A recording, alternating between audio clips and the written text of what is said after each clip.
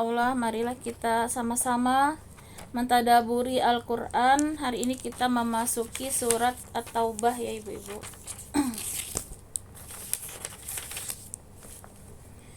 Baiklah, saya bacakan terlebih dahulu ayat pertama.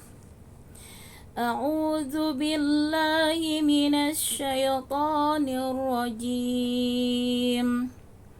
Bara'atum minallahi wa rasulihi ilal ladzina 'ahadtum minal musyrikin. Nah, jadi surat At-Taubah ini tidak diawali ya dengan basmalah. Ini ada beberapa pendapat ya ibu-ibu. Pendapat yang pertama, ada yang mengelompokkan surat At-Taubah ini masih ya satu bagian dengan surat sebelumnya, yaitu surat Al-Anfal. Nah, karena itu ada yang berpendapat pertama sehingga tidak dimulai basmalah karena dianggap merupakan bagian surat Al-Anfal.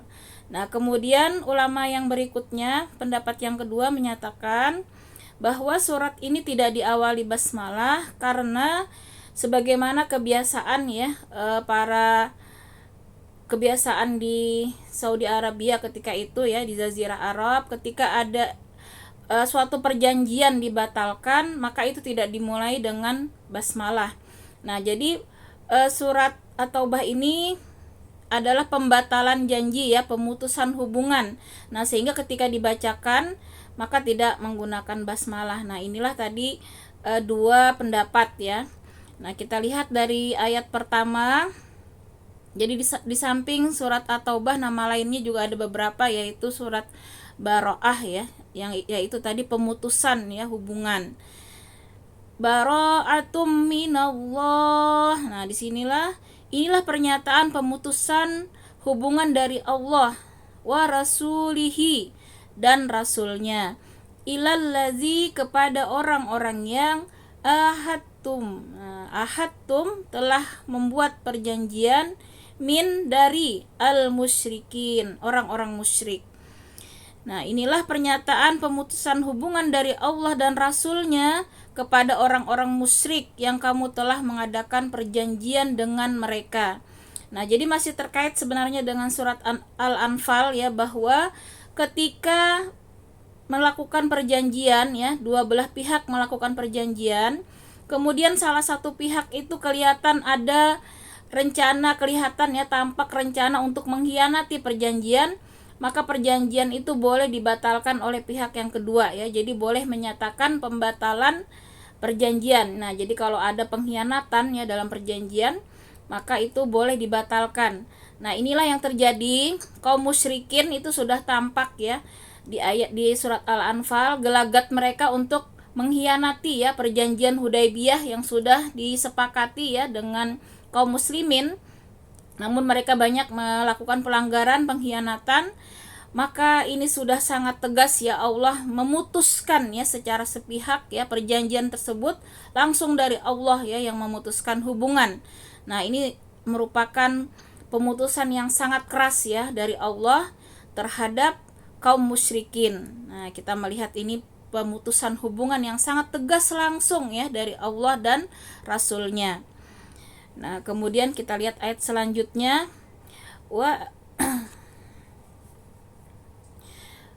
Fasihu fil ardi arba'ata ashhurin wa'lamu annakum ghairu mu'jizillahi wa annallaha mukhzil kafirin. Maka berjalanlah kamu kaum musyrikin di bumi selama 4 bulan, dan ketahuilah bahwa kamu tidak dapat melemahkan Allah, dan sesungguhnya Allah menghinakan orang-orang kafir. Nah, jadi di sini Allah memberi waktu 4 bulan ya kepada orang-orang kafir itu untuk berjalan di muka bumi secara aman. Nah, jadi dikasih waktu 4 bulan. Setelah itu mereka akan diusir ya dari negeri Islam, yaitu Mekah. Nah, jadi ini terkait dengan Fatu Mekah, yaitu penaklukan ya kota Mekah.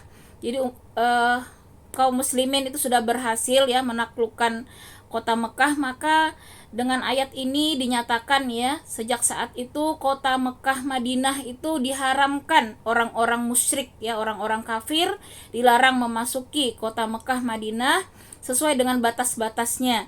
Nah, karena itu di setiap perbatasan ya kota Mekah Madinah ini ada penjagaan paspor ya, jadi hanya diperbolehkan umat Islam, kecuali kalau ada penipu ya, memang ada yang pura-pura ya sebagai umat Islam, ada yang lolos. Namun sejak saat itu ya, sejak ayat ini, maka Allah melarang ya, mengharamkan orang kafir, orang musyrik ya untuk memasuki dua kota suci, yaitu kota Madinah dan Mekah.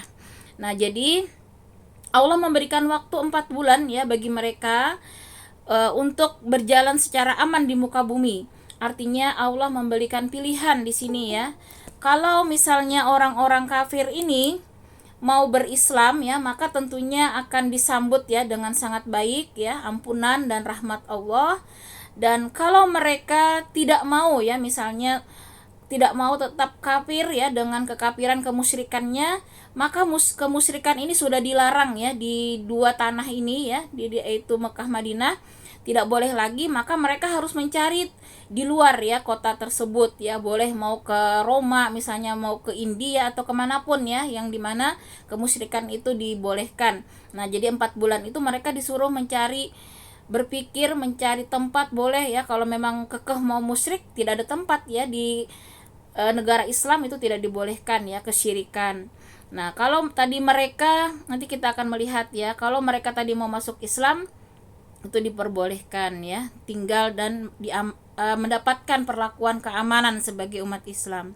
Nah, kita akan melihat lagi ya di sini rinciannya ya, opsi yang Allah tawarkan ya, yaitu Allah dan Rasulnya memberikan tawaran tadi ya kepada orang-orang musyrik di ayat selanjutnya. Wa adzanum minallahi wa rasulihi ilan nasi yaumal hajjil akbari annallah ilan nasi yaumal hajjil akbari annallaha bari'um minal musyrikin minal musyrikina wa rasuluh fa in tubtum fa huwa khairul lakum wa in tawallaitum fa'alamu annakum ghairu mu'jizillah wa basyiril ladzina kafaru bi'adzabin alim. Dan suatu maklumat pemberitahuan Allah dan Rasulnya kepada umat manusia pada hari Haji Akbar, bahwa sesungguhnya Allah dan Rasulnya berlepas diri dari orang-orang musyrik. Kemudian jika kamu orang musyrik bertobat, maka itu lebih baik bagimu. Dan jika kamu berpaling, maka ketahuilah bahwa kamu tidak dapat melemahkan Allah. Dan berilah kabar gembira kepada orang-orang kafir bahwa mereka akan mendapat azab yang pedih. Nah, jadi pada tahun sekitar ya 9 ya, tahun 9 Hijriah ya, di situ dilaksanakan haji ya, haji pertama yang dipimpin oleh Abu Bakar As-Siddiq. Jadi Rasulullah ketika itu belum berhaji ya, karena saat itu di Mekah masih ada orang musyrik yang juga melaksanakan haji dengan bertelanjang ya. Rasulullah tidak mau bercampur dengan orang-orang musyrik. Maka pada tahun ke-9 Hijriah ini Rasulullah mengutus ya Abu Bakar Siddiq dan Ali bin Abi Thalib ya ke Mekah untuk melaksanakan haji pertama ya. Nah, dikatakan haji akbar itu menurut ulama yang jumhur ya, haji akbar itu adalah haji besar, yaitu seluruh rangkaian haji ya yang dilaksanakan puncaknya di hari Arafah ya, tanggal 9, 10 dan mulai dari hari Nahar ya, Tarwiyah dan seterusnya. Jadi rangkaian ibadah haji total itu dikatakan haji akbar. Adapun haji asgar ya, haji kecil, yaitu ibadah umrah ya, itu menurut jumhur ulama ya, walaupun ada berbagai pendapat ya. Nah, ini yang disepakati secara umum ya. Jadi ibadah haji, rangkaian total ibadah haji itu disebut haji besar ya, haji akbar, dan haji kecil itu adalah umrah. Nah, saat itu yang berangkat memimpin haji adalah Abu Bakar As-Siddiq. Adapun Ali bin Abi Thalib ini sebagai juru bicara Rasul ya, diutus Rasulullah untuk menyampaikan surat At-Taubah ini ya, sekitar 40 ayat ya, terkait dengan rincian tadi ya, keputusan terhadap kaum musyrikin ya. Rasulullah menyuruh Ali bin Abi Thalib. Nah, jadi menurut ulama mengapa Ali yang disuruh? Karena Ali ini merupakan kerabat terdekat ya dari Rasulullah, yaitu sepupu sendiri ya, sepupu Rasulullah dan juga menantu. Nah, jadi mempunyai hubungan kekerabatan yang sangat dekat. Jadi kebiasaan ya waktu itu di masa orang Arab ya, ketika mengutus utusan itu diusahakan yang paling dekat ya hubungan kekerabatannya. Nah, maka di sini Ali lah yang diperintahkan Rasul untuk menyampaikan ayat ya terkait surat At-Taubah ini, kurang lebih 40 ayat. Dan Abu Bakar lah yang memimpin ya perjalanan berhaji ketika itu. Nah, Rasulullah cuman satu kali ya haji, yaitu pada tahun ke-10 Hijriah ya, tahun berikutnya ya, setelah orang-orang kafir itu benar-benar tidak ada lagi di Mekah, sehingga murni ya hanya umat Islam yang berhaji.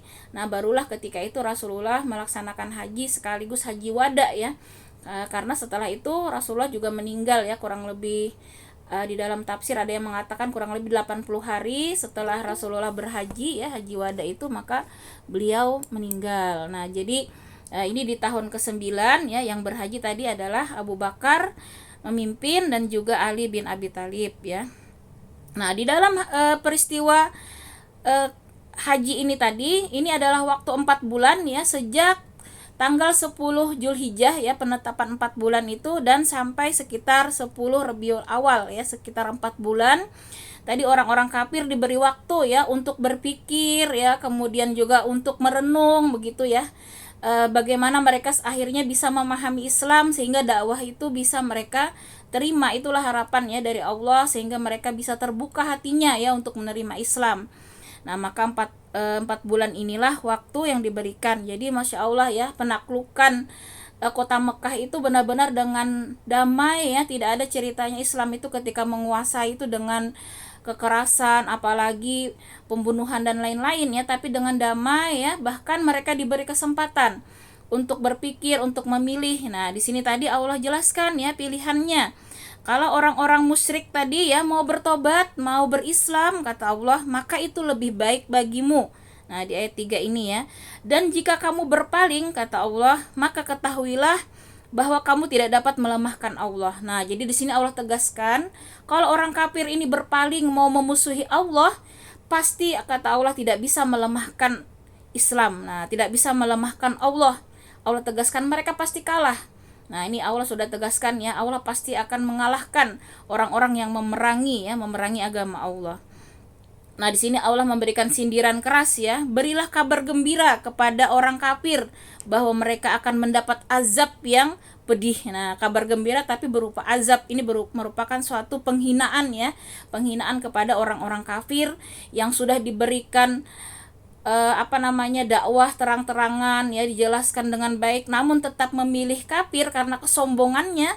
Maka inilah Allah beri penghinaan dengan kabar gembira berupa azab yang pedih. Nah, jadi di sini sudah sangat terang benderang ya kebenaran Islam yang membawa ya umat Islam ini meraih kebahagiaan dunia akhirat itu hanyalah dengan berislam ya, dengan bertobat dari segala dosa-dosa, kembali ya untuk mendekatkan diri kepada Allah. Nah, inilah pangkal ya kerusakan yang sekarang kita lihat di mana-mana ya, berbagai macam kemaksiatan ya, keburukan merajalela ya. Ini akibat umat Islam berpaling ya dari Islam, sudah jauh dari Al-Quran, dari tuntunan sunnah ya. Makalah inilah yang terjadi. Nah, kita betapa miris ya mendengar ya berita mutilasi ya, ternyata kaum LGBT seperti itu ya, nauzubillah summa nauzubillah. Karena memang itulah ya, ketika manusia berpaling ya dari aturan Allah, petunjuk Rasulullah, yang terjadi ya seperti saat ini, yang kita tidak bisa pernah dengar ya, kita tidak pernah rasanya, tapi bisa terjadi hal-hal yang sangat mengerikan ya, nauzubillah summa nauzubillah. Mudah-mudahan ya kita bisa kembali mendekatkan ya anak-anak kita ya, generasi muda kita dengan Islam ya. Mudah-mudahan Islam ini kembali bisa kita syiarkan ya, minimal di tengah-tengah keluarga kita ya, orang terdekat kita, lingkungan kita, sehingga kembalilah ya menjadi negeri yang aman, tentram ya. Nah, sejahtera ini karena Islam ya. Maka di sini Allah tegaskan, di luar itu pasti ya akhirnya Allah akan memberikan kekalahan, baik di dunia Allah hinakan, bahkan di akhirat janji Allah berupa azab yang pedih. Nah, ini sudah sangat jelas ya, di luar Islam Allah tegaskan ini janjinya berupa azab yang pedih. Nah, maka di ayat 4 ini kita lihat lagi pengecualian ya, perlakuan Allah terhadap orang musyrik yang seperti apa di sini.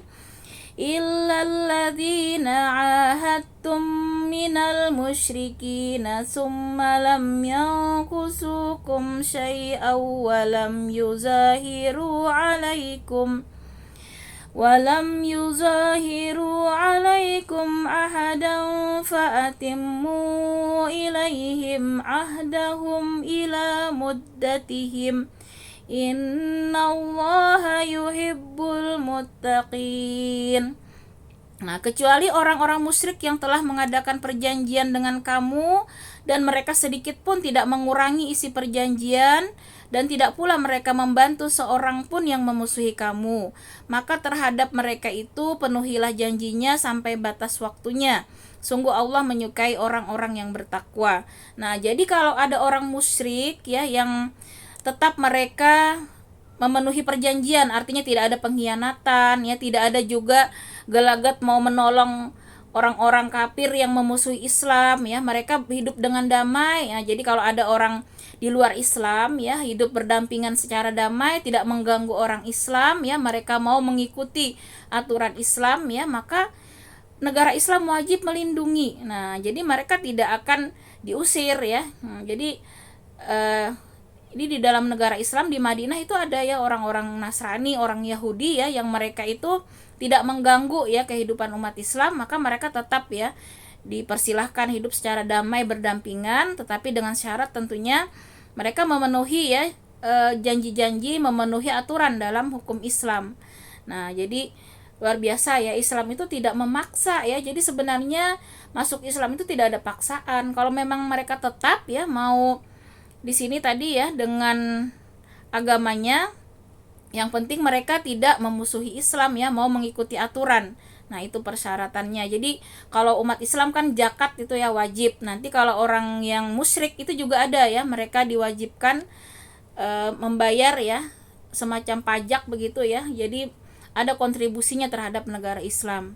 Nah, ini gambaran ya yang membantah selama ini orang-orang kafir yang sering menyudutkan ya bahwa Islam itu ditegakkan dengan pedang, dengan kejam, itu sangat salah besar ya.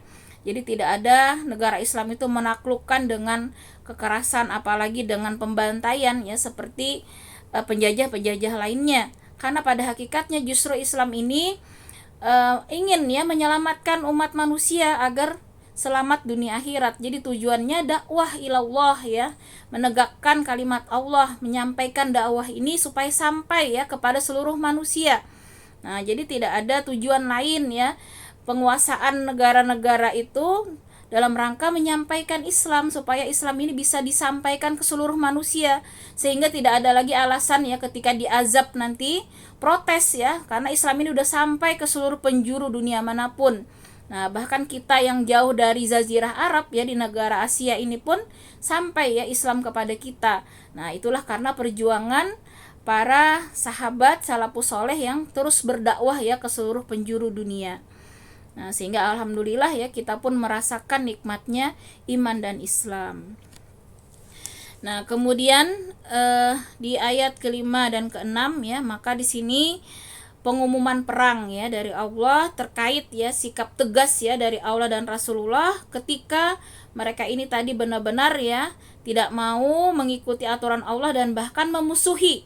Nah, jadi yang diperangi dalam Islam itu ketika orang kafir ini memerangi kita ya, kalau mereka tadi damai ya tidak mengganggu, maka tidak ada ya peperangan. Nah, ketika mereka memerangi, maka ini wajib diperangi. Nah, seperti yang Israel lakukan saat ini ya kepada Palestina, itu contoh ya kaum kafir harbi, artinya kafir yang dia itu menyerang ya umat Islam. Nah, kafir yang seperti inilah yang wajib diperangi. Ini pada ayat 5 dan 6 Allah tegaskan ya bagaimana pengumuman perang terhadap kaum musyrik yang memerangi umat Islam ya. فإذا انسلخ الأشهر الحرم فاقتلوا المشركين حيث وجدتموهم وخذوهم واحصروهم واقعدوا لهم كل مرصد فإن تابوا وأقاموا الصلاة وآتوا الزكاة فخلوا سبيلهم إن الله غفور رحيم. Apabila telah habis bulan-bulan haram, maka perangilah orang-orang musyrik di mana saja kamu temui. Tangkaplah dan kepunglah mereka, dan awasilah di tempat pengintaian. Jika mereka bertobat dan melaksanakan sholat serta menunaikan zakat, maka berilah kebebasan kepada mereka. Sungguh Allah Maha Pengampun, Maha Penyayang. Nah, jadi setelah tadi habis ya waktu temponya bulan-bulan haram tadi ya, mulai Zulhijjah ya, kalau yang disepakati ulama termasuk bulan haram itu ada yang 4 ya, kita ingat bulan Muharram ya, Rajab, Zulhijjah, Zulqaidah. Nah, itu kan di bulan itu memang diharamkan berperang. Namun di luar bulan itu, apalagi tadi masa perjanjian sudah habis ya, dikasih waktu dari 10 Zulhijjah sampai 10 Rabiul Awal ya, orang-orang kafir yang tetap tidak mau tadi ya mengikuti aturan Allah, bahkan justru mereka melakukan penyerangan, maka di sini Allah mengumumkan perang ya terhadap mereka. Nah, jadi perang yang sangat tegas di sini, kata Allah, di mana saja kaum musyrikin ditemui, maka disuruh tangkap, dikepung ya, diawasi. Nah, jadi mereka pertama ditangkap dulu, baru nanti diinterogasi lagi ya, apakah pilihan mereka. Nah, kalau mereka memilih tadi mau bertobat, kata Allah di sini, berislam, syaratnya di sini ya, Islam itu dibuktikan dengan sholat dan zakat. Nah, di sini kita bisa mendapat pelajaran penting. Dua inilah indikator keislaman seseorang ya. Ukuran keislaman yaitu menunaikan sholat dan zakat. Dimana sholat ini adalah hablum minallah ya, hubungan dengan Allah, dan zakat ini adalah menegakkan hablum minan nas ya, bagaimana memberikan ya kesejahteraan kepada manusia yang lain. Nah, dua inilah yang menjadi indikator utama ya keislaman seseorang. Maka di zaman Abu Bakar ya, Khalifah Abu Bakar, ketika orang-orang itu sudah mulai tidak mau zakat ya, itu diperangi ya. Karena indikasi keislaman orang Islam itu maka bukan hanya sholat, bukan hanya hubungan dengan Allah, tapi dia juga baik ya terhadap manusia lain, yaitu dibuktikan dengan zakat, sedekah, infak, itu dia juga tegakkan. Nah, itulah bukti ya keislaman. Makanya di dalam ayat-ayat Al-Qur'an ya, sholat dan zakat ini selalu disandingkan ya, karena inilah dua bukti ya keimanan seseorang, bukan hanya hubungan dengan Allah ya berupa sholat, tapi juga hubungan dengan manusia yang lainnya. Nah, maka jika mereka tadi mau bertobat masuk Islam ya, dibuktikan dengan melaksanakan sholat dan zakat, maka mereka diberi kebebasan ya. Sungguh Allah Maha Pengampun, Maha Penyayang. Nah, inilah ya Allah kembali menegaskan sifat-sifat Allah ya. Allah mengampuni ya sebanyak apapun dosa, sebesar apapun ya ketika bertobat. Bahkan kemusyrikan tadi ya, kekafiran, jika mereka beriman ya sebelum nyawa sampai tenggorokan, maka itu akan Allah terima tobatnya. Bahkan dengan kasih sayang Allah ya, Allah akan memberikan tadi ya rahmat, kebebasan ya, ampunan. Nah, kemudian di ayat ke-6, wa in ahadum minal musyrikin astajaraka fa'ajirhu hatta yasma'a kalam Allah summa ablighu ma'manah dzalika bi annahum qaumul la ya'lamun. Dan jika di antara kaum musyrikin ada yang meminta perlindungan kepadamu, maka lindungilah agar dia dapat mendengar firman Allah. Kemudian antarkanlah dia ke tempat yang aman baginya. Demikian itu karena sesungguhnya mereka kaum yang tidak mengetahui. Nah, jadi di sini kalau ada orang musyrik tadi ya, dia saat itu belum terbuka hatinya untuk bertobat, tapi dia minta perlindungan dulu ya, mau berpikir dulu, masih mau belajar dulu tentang Islam, mau mendalami dulu katanya, misalnya seperti itu ya, maka Allah memberikan perlindungan. Nah, tidak boleh tadi dibunuh ya, justru dia dilindungi, diberi kesempatan untuk mendengar firman Allah ya, untuk mengkaji Islam, bahkan diberikan tempat yang aman ya untuk dia bisa menimba ilmu. Nah, itulah ya maha benar Allah ya, maha rahman Allah, maha rahim. Allah sangat ingin ya kita itu semua umat manusia itu bisa masuk surga ya, saking inginnya Allah ya, maka berbagai macam cara ini ya, cara-cara ini adalah dalam rangka mengembalikan manusia ya, supaya kembali pada perjanjian awal di dalam rahim, perjanjian untuk beriman dan bertakwa kepada Allah. Nah, jadi pada hakikatnya kita semua itu kan beriman ya, saat di dalam rahim ya, sudah berjanji ya untuk beriman, hanya menyembah Allah, namun karena tadi ya lingkungan ya, ada yang orang tuanya Yahudi, Nasrani ya, kata Allah itulah yang membuat bayi yang harusnya fitrahnya itu dia Islam, namun berubah ya akibat lingkungan. Nah, maka kembali Allah ingin menyelamatkan tadi ya manusia ini dengan berbagai cara. Nah, bahkan dilakukan peperangan ini dalam rangka menyadarkan kembali ya, mengembalikan manusia untuk sadar ya, yang sebenarnya itu yang disembah hanya Allah ya, bukan sembahan-sembahan yang lain. Nah, jadi Islam itu Masya Allah ya, luar biasa. Tujuan Allah tiada lain ya untuk kembali menyelamatkan ya seluruh manusia ini, supaya beriman ya, supaya selamat bukan hanya di dunia dan di akhirat. Jadi tidak ada sama sekali ya prasangka-prasangka negatif yang dilontarkan orang-orang asing, orang-orang kaum kafir itu yang menghujat Islam ya. Sangat jauh Islam itu dari kekerasan, kezaliman.